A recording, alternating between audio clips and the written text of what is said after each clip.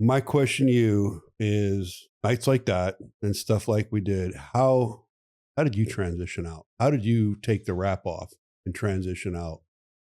I mean, because to me, that I've got to the point finally with age where I don't miss the mission anymore. It's just missing the dudes. Exactly it. I had the time that I spent there at our command, and it certainly, wasn't as long as other guys.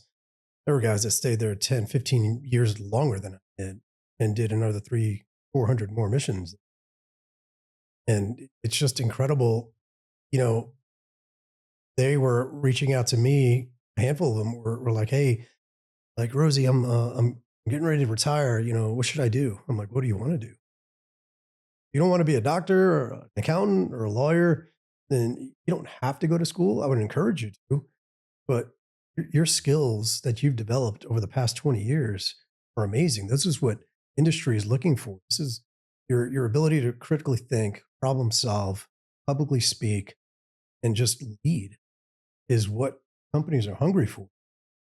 And you have it. You don't have to carry a gun for the rest of your life." No, you don't. And I'm proof of that. You're proof of it. And we tell people, and it actually concerns me when I see guys picking up contracts, especially as they get older. I'm like, man, you no longer on the A team. You no longer with Mhm. tier ones. That's the biggest thing with me is I see guys that are still doing it that absolutely are still rocking and rolling, but the people around them aren't. So that's the danger right there. And that's, when I left active duty service from the command, living in Virginia Beach, I told my wife at the time, I said, "Listen, I can't stay in Virginia Beach and not be part of that group." So we ended up moving to Florida, and having to still provide, I did fall into that contracting role. I picked up. I was a contractor with the IC community for a couple deployments, and while I was over there on my second deployment, I was like, "Where's the growth in this? Is this? I'm going to be doing the same thing if I stick with this organization. I'm going to be doing the same thing, 10, 15 years from now.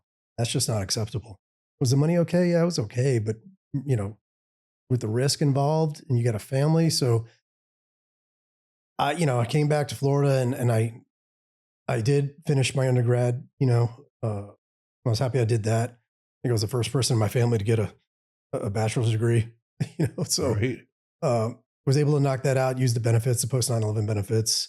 But the interesting thing is that once I was in college, I would do it at night at a satellite campus they had in Florida.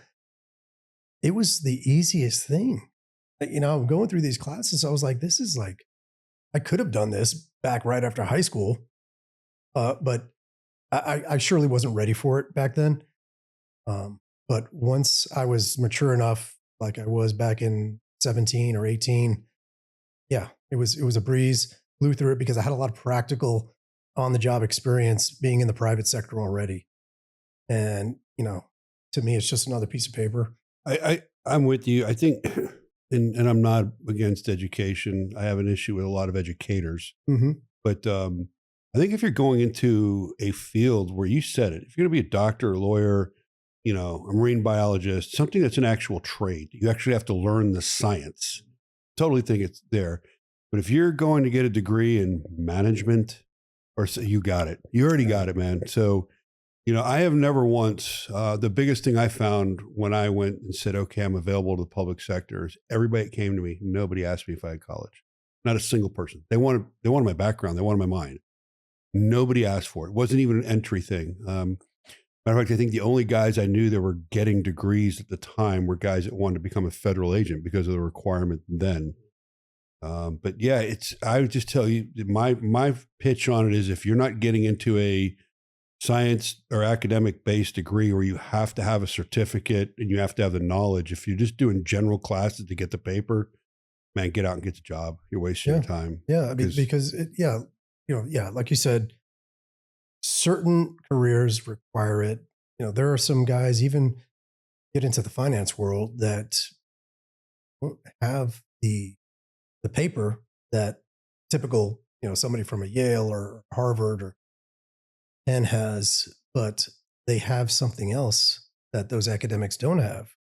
And that's what's attractive. I never was given an opportunity or employment of any sort by sending my resume out. So my biggest thing that I tell guys is if there's one thing you can work on moving up to your retirement date is work on your professional network.